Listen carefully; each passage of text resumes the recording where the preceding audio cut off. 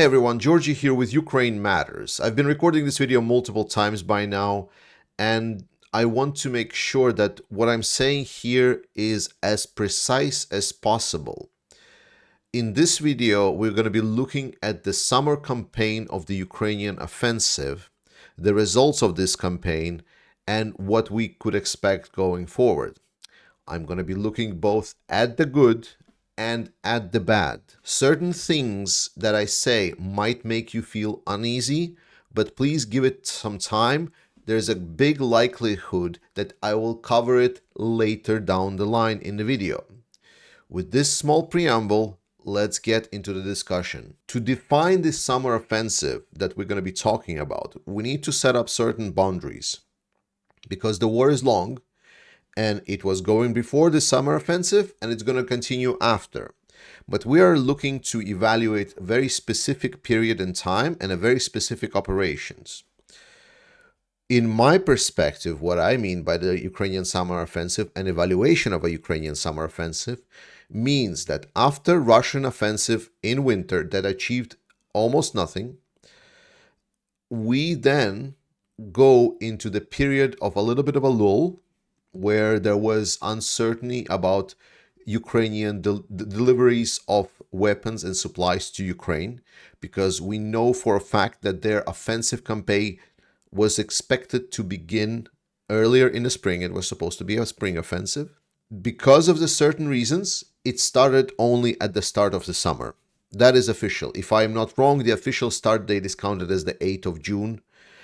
But we will go from the 1st of June just to kind of cover any preemptive actions to bunch it up all together. And in my perspective, the summer campaign ends around the second week of October. Middle of October being the cutoff point, there are still 2 weeks of this offensive campaign still to go. However, I am confident now to state where we are, and I'm more or less confident in where we're gonna be in 2 weeks to give some kind of evaluation for this offensive, whether it succeeded or not. This goes as an answer to all of the people that saw the initial part of the campaign where Ukraine sustained significant casualties, and after that they had to adapt their tactics because of the way Russians have conducted their defensive maneuvers. That led into a more prolonged campaign where Ukraine has decided to use attrition-based tactics, targeting Russian centers of command, targeting Russian defense positions, targeting Russian artillery support system, and so on. But to start off point, to understand where we are, we must say one specific thing. The summer campaign failed. Now, before you click dislike and unsubscribe, I want to remind again that I want to be very clear about what I'm talking here. And I'm talking about the summer offensive of Ukraine that happened from the 1st of June to about the second week of October, a very specific period in this war. The success or failure of a campaign is evaluated by the results it is generating. And the ultimate result is whether Ukraine is in a stronger position or a weaker position than it was before they started this offensive. Ultimate criteria for evaluation is what we are actually seeing on the map. So if we go here where the main push of Ukraine has happened, I've underlined every single week, time and time again, that my cutoff success criteria point for Ukraine is Tokmak. I'm not going back on that. I'm not coming anyway around it. Ukraine didn't need to take Tokmak. Ukraine just needed to get to Tokmak. Ukraine needed to have Tokmak's delivery routes, this rail line, the white line that you see here, the roads leading to Tokmak to be under Ukrainian control. This does not happen. Ukraine has breached some 10 kilometers in depth on their main axis of advance. They have breached the initial fortification line. They have breached the first defense line, but they're yet to reach the last defense line. They're yet to breach the major regionally relevant targets. By all accounts, like this, looking at this, Ukraine right now is not significantly better off as in comparison to where it started at the start of this offensive. A lot of resources were engaged, a lot of resources were expanded. The results of this campaign are inadequate to what Ukraine needed to achieve. And before all of the Russian shills and trolls start dancing around, waving their flags, showing their butts to the sun, and claiming that Russia is about the great victory over Ukraine, no, that is not what is happening. Russia is arguably in a lot worse position than Ukraine after this summer campaign. That is why I can see some people saying that Ukraine actually got an upper hand over Russia. But I think if we evaluate to what was hoped and expected to be achieved by this campaign and the results that we got in the end, it's not a full-blown like a participation award, but the results are still not fully to the level of expectations that Ukrainians, Ukrainian command, Ukrainian people, and everyone that supports Ukraine were expecting.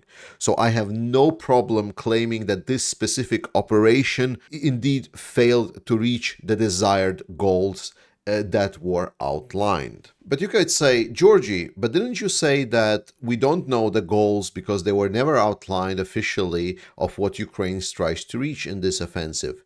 And that is all true. We don't know the official goals that Ukraine has for them internally.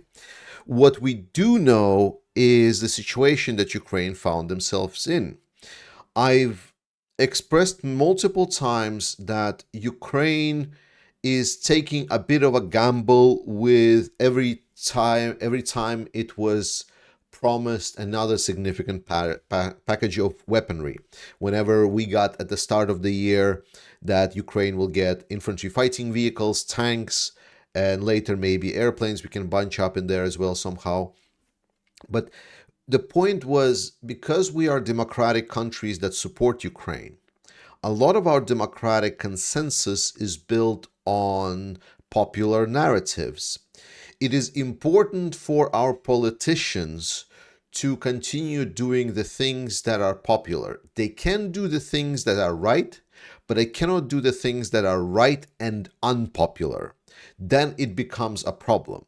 And here Ukraine has gotten themselves in a very unfortunate situation where if they don't achieve results, then it's becoming hard for everyone to continue supporting Ukraine. And we see this already paying off. That is why exactly I cannot fully call that net benefit of Ukraine has been achieved in this campaign.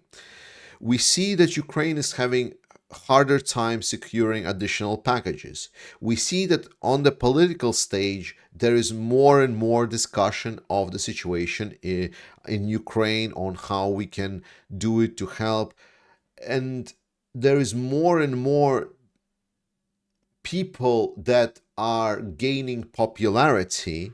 We can see this in the polls from the different political parties that want to steal the narrative, saying, why do we continue sending money to Ukraine despite us not really sending money, and it's actually more of an investment in ourselves rather than Ukraine? There are people that are buying into this narrative because unfortunately there are a certain number of people that do it.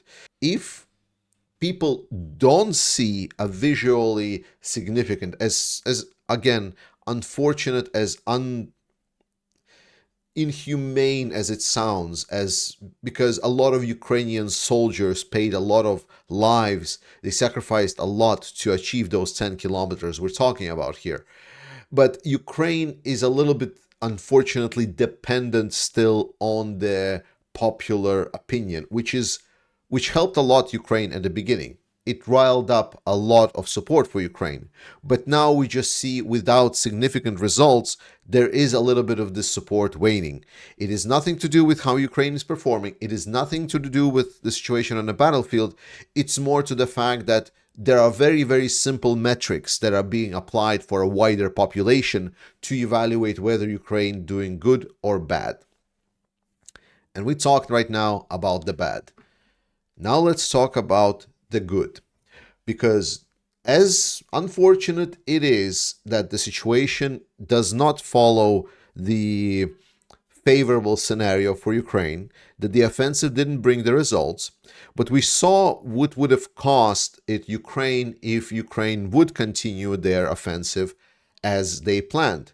Ukraine would continue throwing men and people, and we would see image and video after video after video of equipment being burned, Ukrainians being killed, and it just did not give significant military value. So Ukraine might have advanced further, but the cost of it potentially could be as horrific that it would be a war-ending cost for Ukraine. Because we see about the same war-ending cost right now on the Russian side. Russia, during their winter campaign, have attacked Ukraine into their positions again and again and again and again. What Ukraine did at the start of this offensive in June, Russia was just doing for months. It cost Russia a lot of manpower, a lot of equipment. Now we saw Russia defending, and Russia again has put a lot of effort to make sure that Ukraine doesn't advance anywhere, especially in the south. And that's why we see penetration only 10 kilometers. However, when we start looking at the wider war picture, so when we say Ukraine didn't achieve their desired results in the offensive campaign during the summer, but what about further? Like, can Ukraine continue? And the answer is yes. So when we gonna end up these 2 weeks, we're gonna go into a rainy period where certain activities will stop. But after that, Ukraine will have power still, and also there are certain perspectives that Ukraine will not stop. But I'm a little bit skeptical on that, because last year I said that they will not stop, yet they did. So I don't know how much resources, because everything is dependent on resources. Right now, Ukraine still has resources for some kind of offensive, but I'm not sure how much have been used and how much have been accumulated. Russia, on the other hand, were forced to really engage their reserves and resources. Not only Ukraine has started significantly targeting Russian artillery, and now Ukraine is getting artillery advantage on certain directions. Russia is reporting day after day that they're struggling with artillery, and it's just going to get worse and worse for them.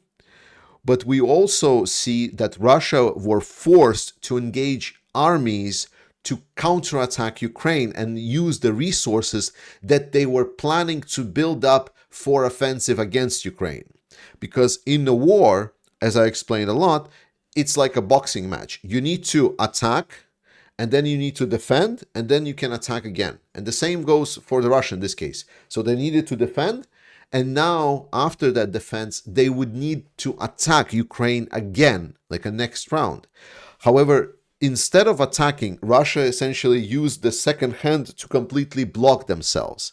They've used their reserves that were supposed to be their offensive.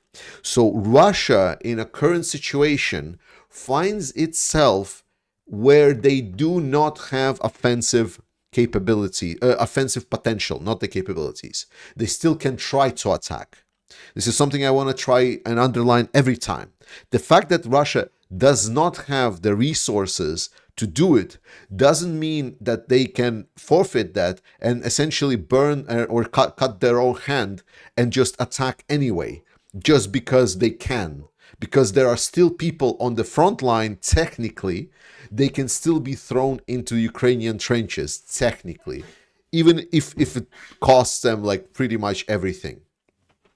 So while Russia will not have like any kind of threat potential that would definitely threaten that Ukraine can lose certain territories, which I'm pretty sure it won't, but now we also know that Russia cannot use the same approach that they used last year. When last year they used the meat wave attacks in Bakhmut, for example, right now they cannot do it because during Bakhmut, Ukraine did not have cluster munitions. Now they do. And they're extremely effective. Extremely effective. So now, if Russia would want to attack with the meat wave attacks, they would instantly hit a wall of cluster munitions. And what would happen is what happens right now with the Russian counterattacks. Just a lot of bodies and burned equipment. So Russia will not be able to attack. But what will Ukraine do? Ukraine will need time, it will need to prepare resource, and my hope is that Ukraine will also be able to engage their air assets and that Ukraine will be able to start developing their control over certain territories in air, because air control will be very crucial for the future. Russia, with them running low on artillery, they are looking at drones as a substitute because Russia doesn't have high precision weapons. They don't have Gimlers, they don't have Excalibur rounds. They don't have something that is so precise. Drones, on the other hand, kind of falls well into the Russian model. They have people that can drive these drones, like fly these drones. The drones are cheap to build, and Russia does have a lot of explosives to fill into those drones. And they're problematic to deal with Ukraine. So for Ukraine, control over both the high skies to take out the helicopters that are still being a big problem that prevents Ukraine from advancing, and trying to develop and field anti-drone equipment that will be able to negate Russian drone technology, together with them continuously exterminating Russian artillery, is a complete victory potion for Ukraine. It's something that will guarantee that the fact that Russia does not have offensive capability now, we talked about it for a long time, that Russia does not have an offensive capability strategically to capture Ukraine. That was a long time.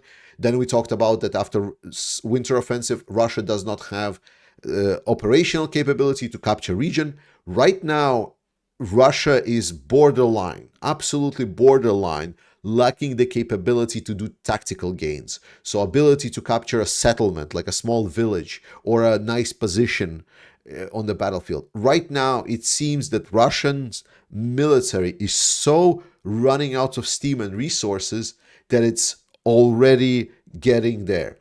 Importantly, that does not mean that Russia is going to collapse and everything is going to go. No, Russia will still have enough resources to keep the status quo. That's why I'm saying that Ukraine needs a tipping point, a tipping balance, the air war, the anti-drone technology, finding out how to use the F-16s, all of that. Ukraine needs to start getting over the top. Ukraine in this campaign showed that they're very firmly on the even ground with Russians, that they can completely, not like it was last year when Russians were pushing all directions and Ukrainians were defending. This time we saw Ukraine being on the offensive and winning Russians, even with our air coverage. It's an incredibly difficult task, yet Ukraine did it. And we can see that if those capabilities continue being supplied to Ukraine, if Ukraine is going to continue nurturing all of that, then whatever Russia is fielding, whatever their adaptation rate is to whatever right now they're doing, it is not going to be enough to catch up to Ukraine. The tempo of development of armies are not equal in this conflict. We saw Ukraine coming from a back, like how to say, like the underdog, is now already very firmly on the same level with Russia. We just need to push Ukraine and on the West to help push Ukraine a little bit more up, a little bit more up. We thought we were already there, but with Russian fortifications, with the mines and everything, just that coefficient multiplier was just a little bit not there. I actually don't know why I was recording with the map turned on, but I'm not going to re-record this again. It was enough times. But to sum it all up, Ukraine has failed to achieve their progress to make significant gains that would completely secure South from Russians, to make sure that Ukraine has dominant position, that they can encircle Crimea, and then it's just going to be planning of how they will mop up east. That is unfortunate. That is definitely an L that we must take, and that's how war is. It's not always victories. Sometimes those are very, very painful losses, unfortunately. But with that said, Ukraine did perform really well, especially they did in the Black Sea, where they were able to get the Black Sea fleet completely out of their positions, and now they are very, very scared of Ukrainian attack drones. I'm pretty sure they will adapt, they will try to adapt, but Ukraine will continue adapting as well.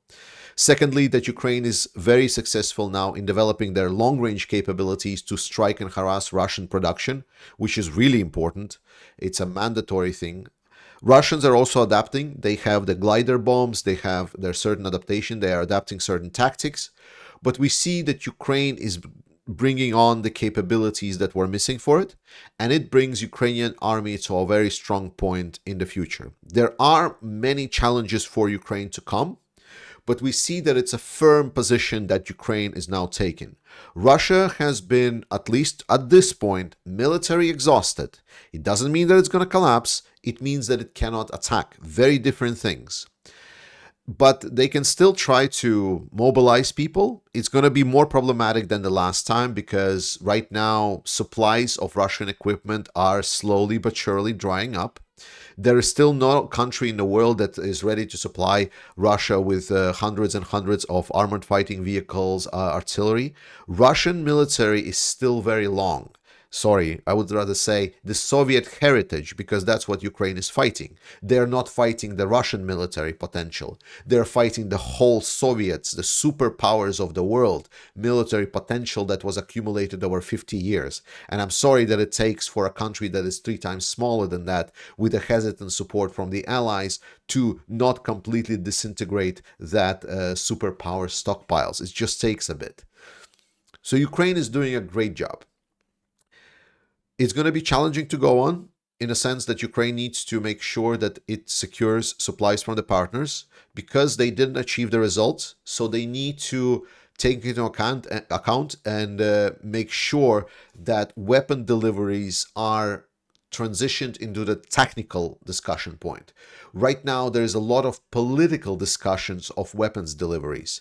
Ukraine is doing a very smart thing where it's introducing weapon producers to Ukraine and said, you can produce weapons here in Ukraine, which is a genius idea, because in that sense, Ukraine can start being weapon independent. And while US feels more comfortable of sending weapons to Ukraine rather than the financial aid, having weapon producers on the territory of Ukraine will boost the ability of European Union to support Ukraine, because we as Europeans, we are a lot more willing to provide a lot of money to Ukraine, and then Ukraine can spend it on their local weapons producers or foreign companies that are producing weapons on territory of Ukraine. All in all, unfortunately, as we were hoping that this offensive would bring the war to a lot closer end, that we would see the end of this war coming closer, it is still not there. But believing Russians that Ukraine failed and that's it, they don't have any capabilities, is nonsense. You should not really think about it in that sense. Ukraine did an amazing job of adapting to their battle situations when they understood that this big maneuver that is completely promoted by the Western military command with the Western military thought, after 20, 30 years of fighting against terrorism, where your enemy is a significantly smaller forces and you have air dominance, Ukraine now finds themselves in a peer-to-peer combat with a heavy fortified positions, something that even World War was completely despised about, and we're just looking how to solve these issues. Ukraine will solve this. The air capabilities have been confirmed. Now it's just scaling all of it, making sure Ukraine gets the supplies it needs, and then tipping the scales into Ukrainian side. Stay optimistic. I love you all.